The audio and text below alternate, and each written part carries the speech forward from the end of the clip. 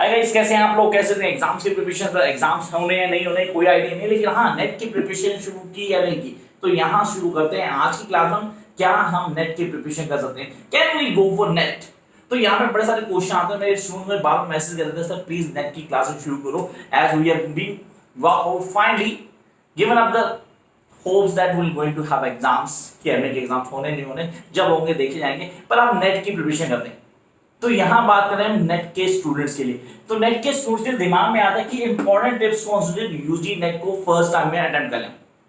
तो सर क्या सुना है बहुत टफ पेपर होता है, सीरियसली बहुत टफ पेपर होता है, क्या आप फर्स्ट अटेम्प्ट में हम इसे क्रैक कर सकते हैं? मैक्सिमम स्टूडेंट ऐसे भी हैं जो कई बार कर चुके हैं, क्लियर नहीं कर पाए, और कई ऐसे स्टूडेंट्स हैं जो फर्स्ट अटेम्प्ट में ही क्रैक कर जाते हैं। तो क्या डिफरेंस है दोनों में, इस कॉन्सेप्ट को क्लियर करेंगे and how you guys are going to crack this paper. The first thing is your attitude. पहली चीज क्लियर कर लेंगे जो सबसे इंपॉर्टेंट है। Guys, you need to make an attitude that you're going to crack this paper anyhow. सबसे important जो दिमाग में होनी चाहिए वो आपका एटीट्यूड है कि हम इसको प्रिपेयर करेंगे, we're going to crack this paper, किसी भी तरह इसको क्रैक करना है। तो इसके लिए सबसे पहले दिमाग में जो होती है सब प्रिपरेशन एंड डेडिकेशन। अभी प्रिपरेशन और डेडिकेशन दो चीजें आ गई, timely preparation with lots of dedication, that yes I am going to crack this paper। पहली चीज ये करना, मैंने कहा एक एटीट्यूड फॉर्म करना, एक पॉजिटिव एटीट्यूड होनी चाहिए। इट्स नॉट लाइक दैट कि एमए के लास्ट 2 महीने पढ़े और हो गया, sorry it's not like that, ऐसा कुछ भी नहीं है। यहां पे रेगुलर स्टडी करनी पड़ेगी, वो भी एक टाइम मैनेजमेंट के साथ। देखो 2 पॉइंट कर दिए मैंने कह दिया रेगुलर स्टडी, टाइम मैनेजमेंट का डेडिकेशन होनी चाहिए, पूरी एफर्ट आनी चाहिए, and then first of all we need to have a positive attitude. तो एटीट्यूड की बात करते हैं, फर्स्ट सब में दिमाग में जो आता है वो आता है एटीट्यूड। ये एटीट्यूड बहुत पॉजिटिव है।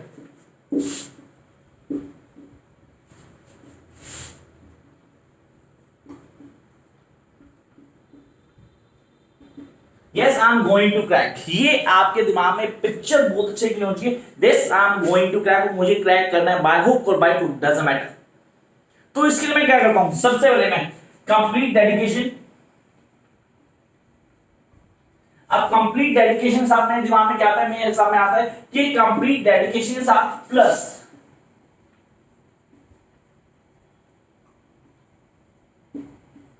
Preparation, dedication along with preparation and then regular study hours।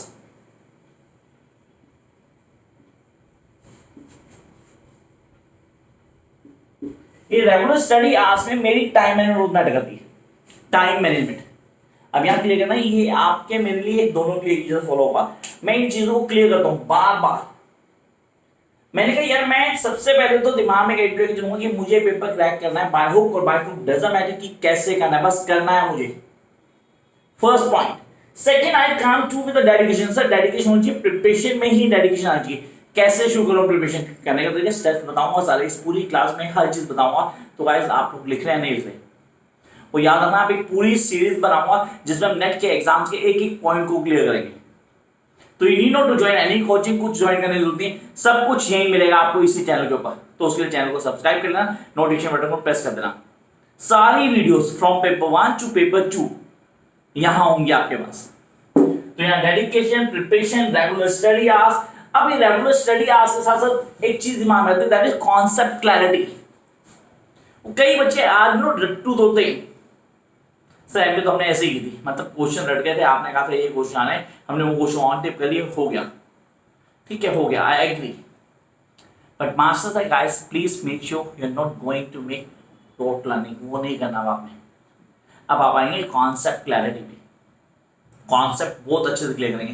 मतलब जो कॉन्सेप्ट ही क्लियर नहीं होंगे, how I am going to work out, मैं चीजों को क्लियर नहीं कर पाऊंगा। मेरे लिए कॉन्सेप्ट को क्लियर करना बहुत जरूरी है। जब मैं कॉन्सेप्ट को क्लियर करता हूँ, चीजों को अच्छे से समझ आता हूँ, then I can work the other things. अब इसमें सेकंड पार्ट जो दिमाग में आता है कॉन्सेप्ट क्लैरिटी के बाद, इज एग्जाम एनालिसिस।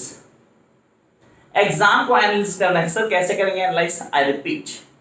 तो उसके लिए प्रीवियस ईयर पेपर्स के पैटर्न्स को समझना आपने। You people need to analyze the last year papers। उन पेपर्स को उठाओ, उनको एनालाइज करो, कौन से टॉपिक पे क्वेश्चन बार बार रिपीट होते हैं, इन टॉपिक्स पे क्वेश्चन आते ही आते हैं। तो जब मुझे पता है कि एक टॉपिक में क्वेश्चन आते ही आते हैं, I need to prepare them, उसको हम बोलते हैं smart study. I told you earlier too, ये मैंने पहले बताया था आप लोगों को, स्मार्ट स्टडी पे जाना, आपको कुछ नहीं करना, आपको सिर्फ और सिर्फ स्मार्ट स्टडी पे ध्यान देना। तो आपने कहा यहाँ लास्ट ईयर पेपर एनालिसिस हो गया, आपने कहा exam analysis,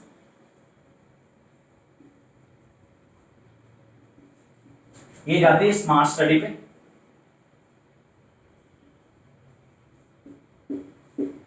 yes, smart study. अब स्मार्ट स्टडी का बेसिक मीनिंग ये नहीं होता कि सब कुछ छोड़ देना। स्मार्ट स्टडी का मतलब ये होता है कि यहाँ पे हमें उन पॉइंट्स को बहुत अच्छे से ग्रिप कर लेना है जो बार बार पूछे जाते हैं, वो क्वेश्चन बार बार रिपीट हो रहे होते हैं, मैं उनको दिमाग में रखूंगा, मैं उनको पूरी तरह from the basics to advance level काम करूंगा। अब इन दो चीजों में एक चीज आपको करनी है, वो क्या करनी, make your on notes. I repeat, यहां पे आपने एमए नोट्स दिए थे, वो ना करो यार, please don't go for that. Sir क्या करो, अपने बिजनेस को किल करो, आप नोट्स प्रोवाइड करते हो, लेकिन यहाँ पे लिख लेता हूं, नोट्स लेने की जरूरत नहीं है, अपने आप नोट्स बनाओ, and that notes to be short. Make sure short notes होने चाहिए, वो लेंथी नोट्स नहीं चाहिए, वो तो बुक्स हैं मार्केट में अवेलेबल है, इजीली आप ले सकते हैं। आपको नोट्स बनाने हैं ताकि आप चीजों को क्लियर कर पाओ अपनी अंडरस्टैंडिंग के लिए, वो शॉर्ट नोट्स होनी चाहिए। I repeat, make short notes. तो यहां सबसे ज्यादा इंपॉर्टेंट चीज जो हाईलाइट होती है वो होती है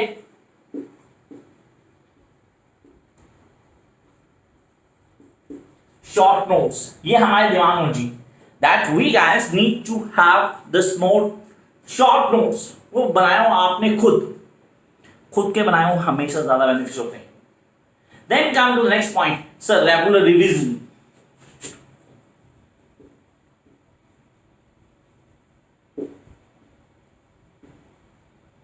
What do you mean regular revision? Course complete कैसे करें, रेगुलर रिवीजन कहां से आ गई, हर टॉपिक खत्म होने का रेगुलर रिवीजन होनी चाहिए। मैं डेली उसको टाइम दूंगा, मैंने पिछला जो पढ़ा है मैं डेली उसको देखूंगा जरूर। Yeah, I'm teaching MA English since last several years, but still today I'll go through by each and every topic क्योंकि मैं उनको पढ़ा रहा हूँ, रिवाइज कर रहा हूँ। तो यहां आपने बोला नेट के स्टूडेंट्स या MA इंग्लिश के स्टूडेंट्स और MPhil के students, doesn't matter, I too need to go for revisions, regular revisions, make things fresh in my mind। यही आपको भी चाहिए। टॉपिक्स कंप्लीट हो गए, आप उनको रेगुलरली रिवाइज करोगे, रेगुलरली। एंड देन सबसे इंपॉर्टेंट पॉइंट जिसको कोई भी नहीं छोड़ेगा, go with maximum mock test. Mock test series, पूरी की पूरी मॉक टेस्ट को रूल आउट करो, डेली करो। आपका मॉक टेस्ट क्या है, कैसे क्लियर करना है, किन चीजों को दिमाग रखना है, तो आपने यहां आ गया मॉक टेस्ट के ऊपर।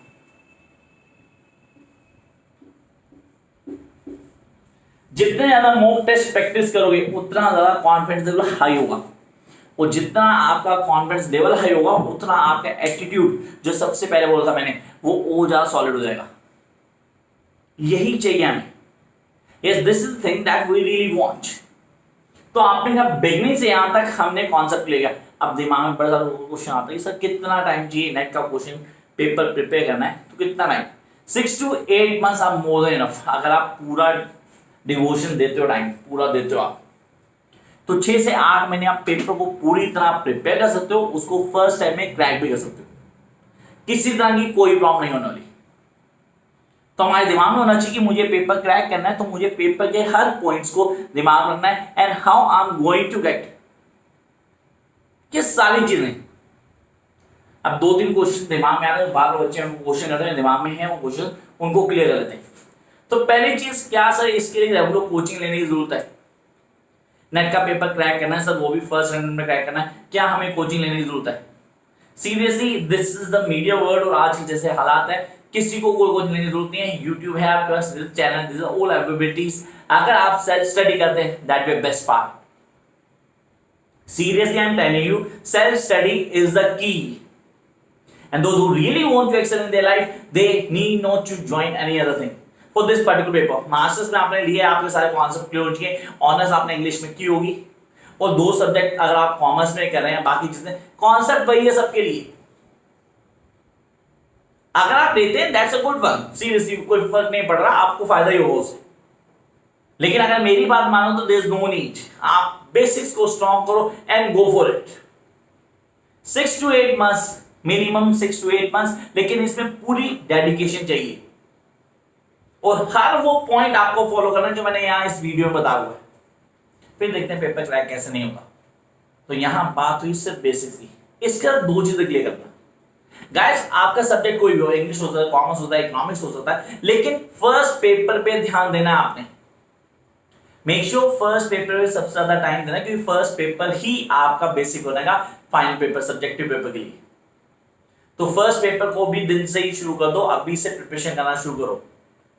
This is the best time when you people have to start and get the maximum that you really dream. किस तरह कोई प्रॉब्लम आती है कमेंट बॉक्स में हो, आई कम विद द वीडियो, जो कुछ चीजें हैं यहाँ as soon as possible. Till then, keep watching guys. Bye.